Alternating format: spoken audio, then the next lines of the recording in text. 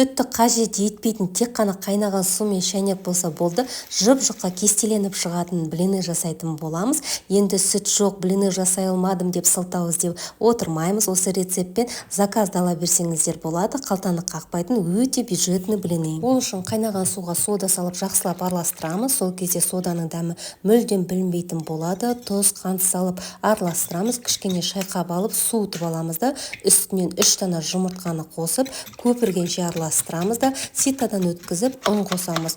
Ұнды бірден қоспаймыз. Аздап қана қосамыз, комочек болмас үшін. Сонда сұйық май қосып араластырамыз. Енді ыңғайлы болу үшін шайнекке құйып алып пісіріп көріңіздер. Өте ыңғайлы, ожаумен жан-жаққа ағызып жатқанша осы лайфхакты пайдаланып көріңіздер. Блинницаларыңыз сапалы болса, май жағудың қажеті жоқ. Ал егер жабысады десеңіздер, ең бірінші блинчикқа ғана май жағып, одан кейін май жағудың қажеті жоқ. Менің пешімнің деңгейі 9, мен бұл блинді 8 деп пісірдім. Екі жағында сіздерге көрсетіп отырмын. Әдемі болып шықты. Бюджетный вариантта сумен жасалған блины сүтпен жасалғаннан еш айырмашылығы жоқ екен.